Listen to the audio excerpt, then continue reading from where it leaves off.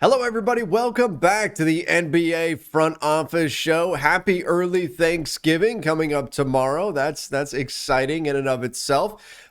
Keith Smith joining me. Follow him on Twitter at Keith Smith NBA. Keith, let's kick it off with this. The classic question: favorite Thanksgiving food? Stuffing. Huh? I'm a big stuffing guy. I mean, just look at me. You can probably tell I enjoy a carb or Oh my 10. gosh, Um, Keith. but yeah, I like stuffing. I'm a big fan. But you know what? I like turkey too. Like, I feel like turkey, like, it's not cool if you say you like turkey and that. And I saw someone, I wish I could remember who it was, tweeted this morning, said, when all you people say turkey's the worst part of Thanksgiving, that just tells me you don't know how to cook a turkey. And I think there's some truth to that too. So I'm all about Thanksgiving, man. I love it. I just wish the football games were a little more interesting too. But that's all right. I'll eat myself into a coma, take a nap, and then I think we might watch a movie. Well, Bears Lions is the classic football game. That was the first Thanksgiving football game ever. It Yeah, was back in the 30s, and so great. Should have left it right. there. And so now it's just that's what they have to go to. But yes, that is not one of the exciting ones this year. But What's mine your is favorite pumpkin side? pie, just because I don't get it very often, and no one else in my family likes it. So we're not going to go buy a pumpkin pie, unless it's Thanksgiving. And so this is my one chance Yep. to get pumpkin pie. So it's always my favorite. Now, do you I put whipped don't. cream on it, No, or you yeah, just no? just You go just go straight for straight it, straight with and the I pumpkin like pie. it cold All pumpkin, right. like out of the fridge. Yep, Yes. that's the best way. Yeah. That's my thing, pumpkin pie. But I do think that's an interesting take, though. That turkey is not what the cool kids would say. So I've No. never Yeah. thought of it that Everybody's way. like, and people start naming off all this random stuff, and it's like, it does remind me too, because we'll get the pictures of everybody's Yeah. setups and plates and all that stuff, and all the different things I learned down here in the South about sweet potatoes with Hmm. marshmallows on top, because it's not a thing we do back home in Massachusetts, where I'm from, where Thanksgiving is from, to be fair as well. But it's it's yeah, I love Thanksgiving, man. It's a good one. It's also one of the first free nights of the season we get Right. every year where there's no games to cover. So I'll get up, I'll do a little writing in the morning, hang out with the family, and enjoy the That's a day. good way to go about it. Maybe even watch a little Hawkeye, which is now out. Yeah, well, I already watched the first two this morning Of course, I can't with the beat you to kiddo that. and my wife. Yeah, so we were pumped. It was really good. No spoilers. That's all I'm gonna say. But I really enjoyed it. It was pretty funny. Which I like when they inject some humor in there. All right, I can't wait to get to that one. But let's kick things off basketball wise, which we should probably get to eventually here. The Kings and the 76ers. Ben Simmons trade time. No, not something that's actually happening. In fact, something that's not happening. They are apparently not holding trade discussions regarding Ben Simmons. That was one of the landing spots that I thought, in my head, it's always been it's going to be a non-big market team, not a free agent destination team that's going to ultimately offer up a little bit more, knowing that they're not going to get somebody in free agency. So Sacramento was on my list of teams that I thought could make a trade for Ben Simmons, but sounds like that is not happening. Now, of course, as always in the NBA, it takes one phone call to change that. But as of this moment, they're not having Yeah. trade talks for Simmons.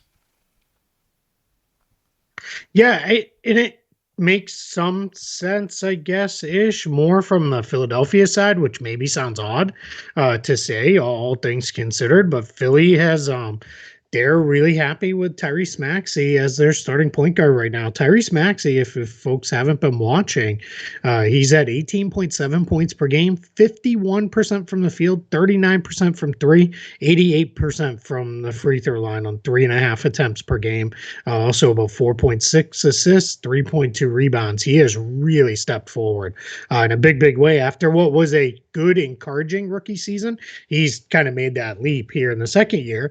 And the Kings have said they're not interested in trading De'Aaron Fox or Tyrese Halliburton for Ben Simmons. And I think if you're Philly, you're kind of looking at it and saying, we might be all right kind of rolling with Tyrese Maxey on a cheaper contract for now at least, and see where this goes. So yeah, it's one of those ones that made sense early on. Now I'm not so sure there is necessarily the match there that there once was. Keith, in your opinion, has Tyrese Maxey been better than De'Aaron Fox? Yeah, This just this season, season. yes. Yeah, it's not. I don't even Yeah, think it's right? close. Yeah. Yeah. De'Aaron Fox has been Mhm. bad. which brings me no joy at all. Saying I like De'Aaron Fox. I want the Kings to be good. I enjoy Kings fans, but De'Aaron Fox, this is so I just read you Maxey's numbers. This is Fox's numbers: 19.9 points per game. So about two more per game there. Then he's only shooting 42% from the field, 24% from three, and then 71% from the line on about 5.5 attempts per game. He's got a few more assists, 5.6 assists per game. Rebounds are about the same. And then Maxey, I feel pretty confident saying has played better and more impactful defense than Fox. So yeah, now different roles, of course, that they're playing there. But yeah, De'Aaron Fox, it has not been a good season. After last year, he really kind of put together one of those years where it was like, oh boy, De'Aaron Fox is making that all-star, may start pushing for all NBA level leaps, and it just hasn't come together this season so far, like so many other things for this haphazard King squad. It's the kind of thing where we said during the offseason, the question was, would the Kings be willing to throw De'Aaron Fox into a Ben Simmons trade, or would they make him like the stopping point? No, we're not going to go there. And now if you're the 76ers, like even if the Kings said De'Aaron Fox, don't you just say, well, I mean, like we just discussed, we've already got Tyrese Maxey. Why do we need De'Aaron Fox? At this point, he doesn't give us something, Yep. and particularly with shooting being such an important thing for them, he's not going to give you that. So maybe there's just not really a deal there to be made. I mean, it's something around Buddy Hield and Harrison Barnes, who's been excellent. That's what makes a lot more that sense. is probably the path you go down. But is that enough for the 76ers to pull the trigger? This team that has been setting the bar so high, I don't know. Sure. Yeah, you'd have to supplement, I would imagine, with a couple picks from the Kings side for that. And the other thing for Philly, I mean, let's not overreact to the fact that they just beat the Kings playing all their backups, but their depth now looks better than it has in several years running. Matisse Thybulle has taking that jump into being a guy you can really trust to be a defensive stopper on the wing. Furkan Korkmaz has provided some shooting. Shake Milton's doing what he does, kind of that in-between game, scoring game there for him. Andre Drummond has been really good as Joel Embiid's backup and the spot starter while Embiid has been out. And then George Niang, that was one of my favorite under-the-radar signings of the offseason just because I liked what he does as a ball-moving forward and those kind of things. So now all of a sudden you're looking, if you're Philly, do we need to trade Simmons for, three or four guys in a depth move? Is that as necessary as it maybe once was, or is the best thing to do, which sounds like they will do, is continue to hold out for a star trade that delivers, another star to the roster? But yeah, now Philly's been hit a rough patch, but I mean, like we just said, they just won a game with all their backups playing. So they're down a whole bunch of guys. So let's see what they look like when they get all those guys back and, how good this team could be, because they got off to that 8-2 start, which was really, really good. Yeah. Yeah, absolutely. So we'll see what ends up happening here with Ben Simmons, but sounds like Sacramento not like in the forefront of the trade talks again. It only takes one phone call to change that, but the 76ers might be in a different spot than they were heading into the season in terms of a trade with the Kings, where the pieces that looked attractive at the time may not look quite as attractive right now. Man, more bad news for the Denver Nuggets. We just talked about this the other day. Michael Porter Jr. potentially out for the season. Nothing official on that, so fingers crossed. Hopefully he's not. But now PJ Dozier looking like an ACL tear, probably out for the season. Man, this team, I mean, Jamal Murray already hurt. You saw him last night. There was some footage of him like taking half-court shots before the Nuggets game with the Blazers and draining them. And you're thinking, oh, could he be almost back? No, he's still a ways away from coming back. You're already dealing with this stuff with Michael Porter Jr. And now to lose PJ Dozier, that's a tough blow. And Nikola Jokic has been out for almost a week with a sore wrist as well. So, yeah, this team built up their depth over the last couple of seasons by making some trades and then a couple key signings.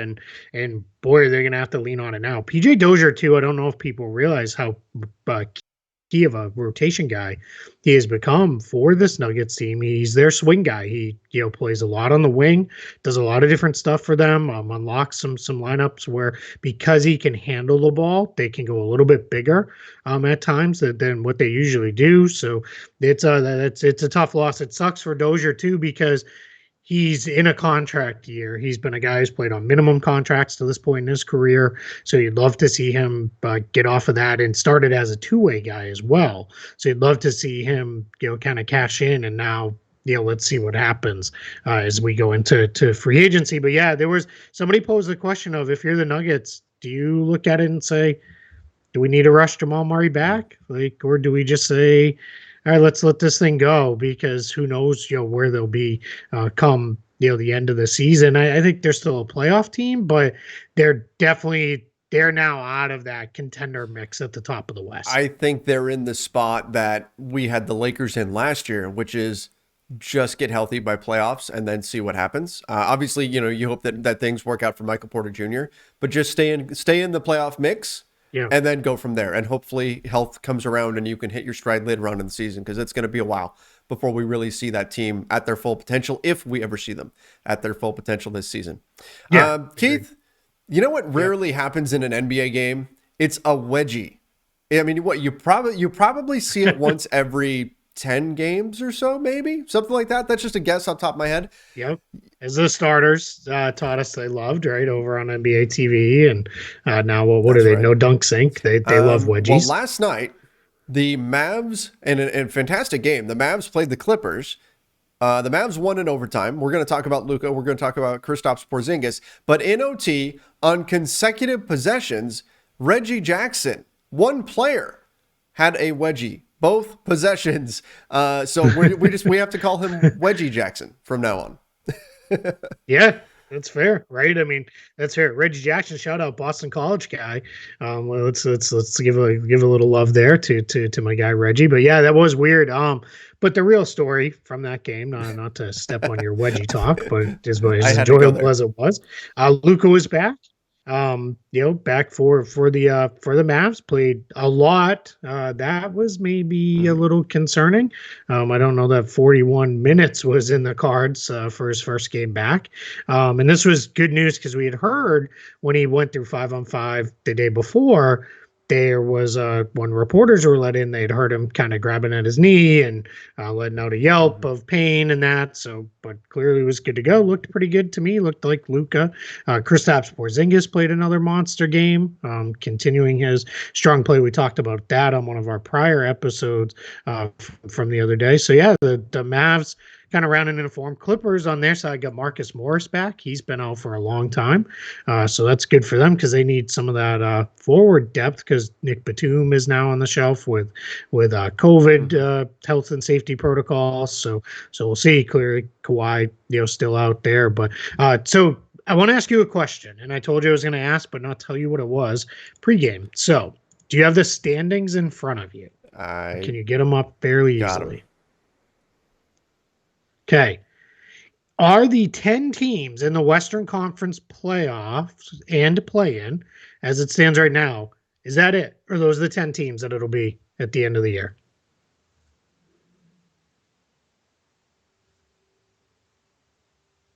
Yeah. Not in that order. Not necessarily, teams could obviously move up from the play-in to the playoffs, but just the 10 teams.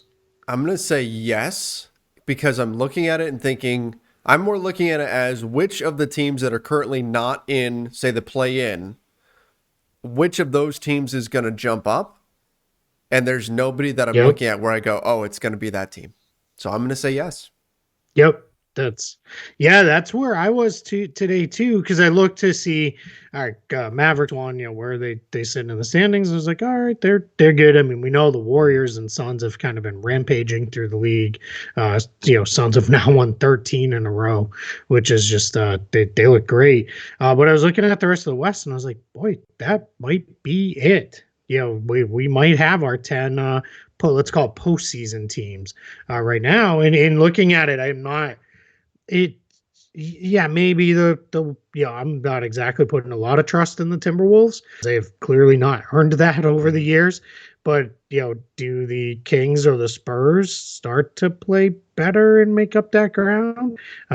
Could the Pelicans go on this massive run when Zion comes back? But it really is kind of interesting as you look at it. It's like, wow, we may be there. All right, so you have the standings up. Let's do the same thing in the East because I think the answer is probably different.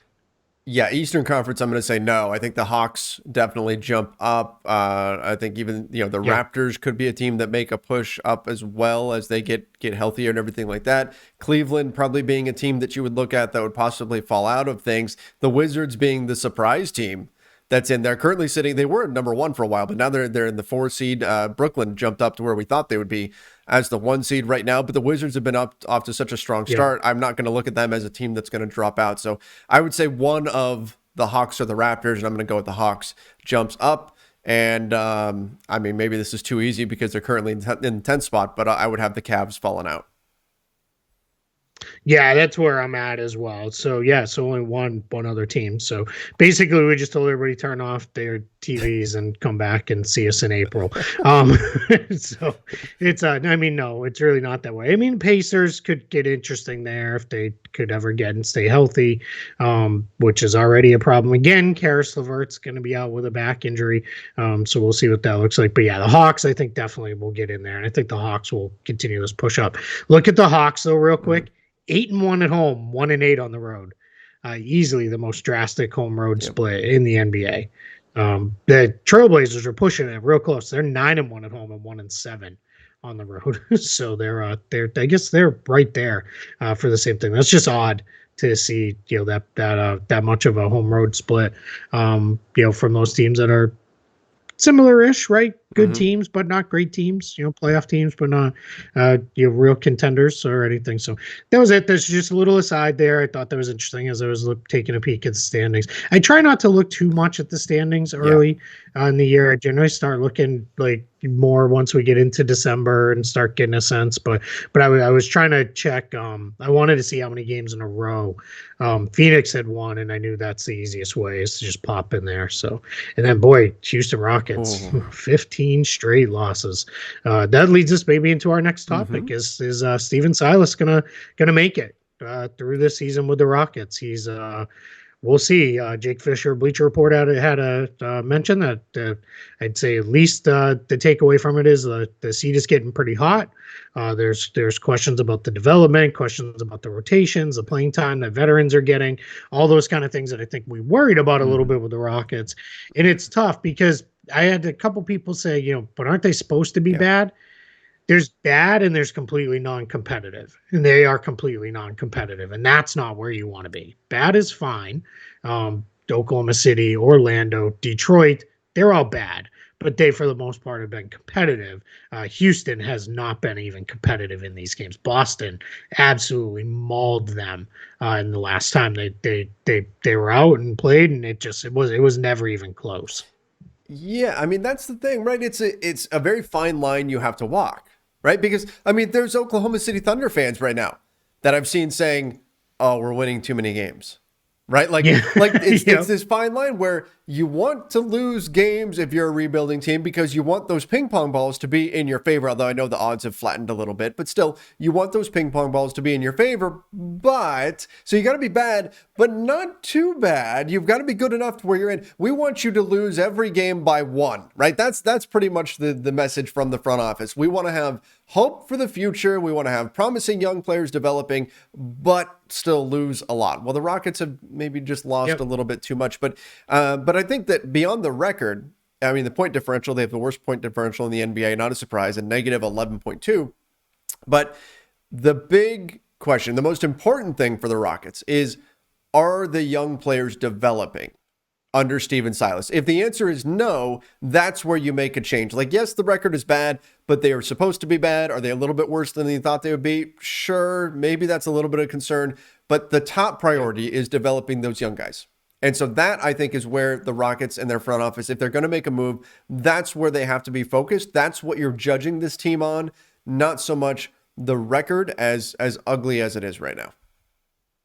Yeah, and I think like challenges that come in are things like, don't get me wrong, I love Daniel Tice, but Daniel Tice starting, getting 23.5 minutes per game. Alperen Sengun coming off the bench, getting 19 minutes per game. Probably not ideal, right? You probably want Sengun getting those minutes. Eric Gordon playing nearly 30 minutes a night. Now, some will say that's because they're showcasing him for a trade. I think people know who Eric Gordon is at this point. I don't think you need to showcase all that much. So, yeah, if you're losing with all the kids playing big minutes, and that's where it's going, you kind of shrug and say, well, all right, it is what it is. But when you've got these veterans in there that are getting minutes, veterans that don't include John Wall at all, because he hasn't seen the floor for this team. But anybody else that's kind of getting these minutes, you really start to look at and be like, what's the end goal here? You know, Daniel House being in the rotation, David Nwaba, one of the two of them is always playing. DJ Augustin, I feel a little bit different because you do need somebody to kind of settle things every once in a while at the point guard spot. But yeah, it's just it's a tough go right now. They're a real tough watch too. They're very sloppy. They throw the ball all over the gym. You have to kind of get through it a little bit, where I think a couple of the other bad teams have just been a little bit more enjoyable to watch right now. And the Rockets, they're not good at anything other than they play really fast and they get to the free throw line. Other than that, there's not much to write home about in this early season for this team. So let's say they fired Stephen Silas. You sack him. Who do you turn to? Like who and what does better look like? What does that mean? Does that just mean you still lose, right? But you just don't look quite as bad? That's what the goal is here for Houston. I mean, he kind of got a raw deal in terms of I feel for the coach a little bit in this sense, because he's got the team that he's got, and clearly the plan is to lose. But then they're saying, no, you're doing too good of a job at losing. I mean, that's tough. Yeah, I agree. I'm 100% with you on that one with Stephen Silas. It's always funny because they always talk about coaches aren't always super happy to jump in on rebuilding teams, because you're probably not going to be the guy then when the team's ready to win. Not that he did everything perfect, but Brett Brown was one of the few to kind of survive through a whole bunch of losses, get the team into the playoffs, and still kind of stick around for it. For the most part, it's usually the next guy who gets to reap your player development and all the other things that you did. So yeah, I feel for Stephen Silas here too. And you would hope, much like a guy like JB Bickerstaff, get another opportunity again somewhere down the line to show what you can do with a team, because it's clearly not a team set up for success right now. Exactly. And we'll keep an eye on, in terms of coaches on the hot seat around the NBA. I'm sure other names will pop up as the season goes along. There have been a lot of Lakers fans talking about Frank Vogel. And I'm sure, you heard for a while before the Celtics started to get going, you heard Ime Udoka. Celtics fans were calling for his head, right? That just kind of, it's the way it goes. Fan bases will tend to point to the coach. So this is a topic that will follow as the season goes along. But I know before we wrap things up, Keith, I've got a topic here. I have no knowledge of this. So I've got in my notes, Tim Bontemps article on Celtics. Give it to Keith. Yeah, it's so Celtics fans feel a certain kind of way about Tim Bontemps, and I think a lot of it is unfair. I think he just kind of does his job. But there was an article that published today on ESPN, and you can go read it yourself, which basically reads like the Celtics don't get along. There's still all the problems that have existed the last couple of years still kind of exist. And there's the old, can Jaylen Brown and Jason Tatum really fit together? Did they be on winners and those kind of things there. So there's a whole lot of that in there. You can go find the article there. A couple takeaway quotes. One that I really think is ridiculous is it's from a Western Conference assistant coach, I believe, or it might have been it's either a coach or an executive relative or somebody, but it basically says Jason Tatum only cares about Jason Tatum. He'd rather score 39. He doesn't want to score 15 points and win. He wants to score 39 points and win and be the engine and all this stuff. And my point to that is, if Jason Tatum only cared about Jason Tatum, I think he might have said after he had COVID last year, yeah, I'm not going to come back when I can't breathe and need to use an inhaler on the sideline. I don't think he's going to jump in there. It's odd timing, too, because the team is playing well now. They've really started to turn a corner and figure some stuff out on both ends of the floor. It reads a little bit like there was some stuff thrown in there late of, hey, we got to add something that at least acknowledges that they've turned it around. So, it's a lot of stuff we've heard. I don't know that any of it is new. I think it's rehashing, a lot of that stuff here. It's certainly not being received well by the Celtics fans by any means. They're not happy about any of the stuff that's in there, and they're really kind of letting folks have it. But yeah, it's just. Well, here we go again. We'll see what this looks like as our editor over at Celtics blog, Jeff Clark, who's been doing this blog stuff for a long time, said, winning cures all. And that is absolutely true. It definitely does. And it reminds me, now, again, I have not read the whole thing. I just skimmed through some of it and was, listening as you were talking there. And so I've got the kind of the gist of it, but it does remind me of, if you've ever been in a scenario where you're writing a game report, and something dramatic happens and the game changes really late. And so you've written everything. You've written all your stuff out. You're saying this like you've come from experience. Yes, this may have happened to me a few times where you've got everything written out and you've explained why one team was great or terrible or whatever. And the next thing you know, in the final 4 minutes, they put up 15 points or something and come back and win the game, and it changes everything. This to me, it comes across almost like this was all put together when the Celtics were struggling and they had it all ready to go. And then suddenly the Celtics got better and they went, oh crap, quick. Well, let's just put this out now anyway. And let's add a few notes in there that they've been playing better and go. So yeah, it's as I learned a long time ago, I remember reading, I want to say it was Peter Vesey back in the day, who I don't know how many people remember. He used to be the Woj before Woj was even around at all. He was the guy you went to for NBA News, and he always said, every team that's bad doesn't like each other, and every team that's good loves each other. It just is the way it is, and that's kind of how it goes. And I think there's a lot of truth to that there. So yeah, we'll see where it goes, just to not let your team off the hook. And I know you're going to spend more time on this later, but Avery Bradley, who I'm sure all Lakers fans want to hear a lot from as the mouthpiece saying this, but I think his comments were fair and true. He said Lakers can't turn it on and off. They're not good enough for that yet. And then he basically said in the Knicks game, they ran out of energy in the fourth quarter, and that they have to be better moving forward. I watched almost all of that. I missed the very beginning. By the time I turned it on, I want to say the Lakers were down 20 something. And then they made a pretty good rally. And I think what he said is true. And that happens when you fall way behind. It's all about, do you have enough to get over the hump and complete the comeback? And they clearly didn't. I think he's right about turning it off and on too.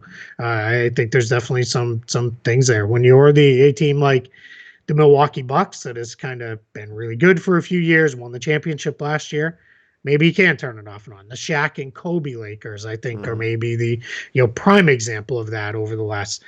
God, it almost makes me sad how long ago that was. I was ready to say last like 5 to 10 years, and I was like 20. That's getting closer to 20 there, buddy. So, but that was a team that clearly was like, we'll see in April, right? They didn't much care for the regular season by the end at all. So yeah, it's tough because I know people are going to be like, who cares, Avery Bradley? You stink, but he's a veteran, and I think what he's saying is all fair and true.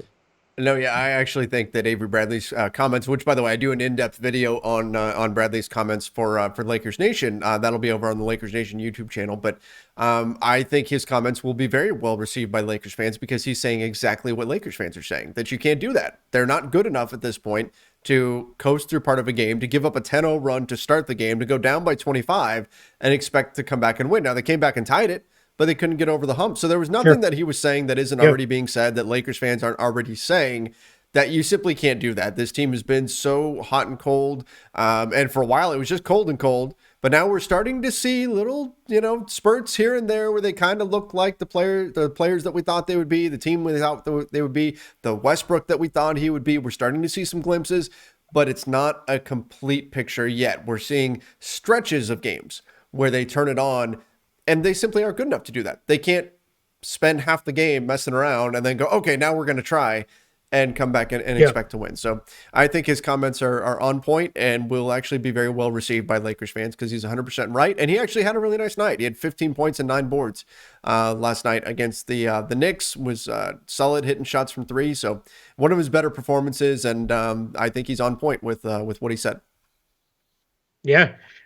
Tonight, 13-game night in the league with the day off tomorrow for the NBA. They're cramming a whole bunch of games into tonight. The ESPN doubleheader, Celtics and Nets, and then 76ers Warriors. That's a pretty fun one there. So that'll be fun. But yeah, all sorts of games.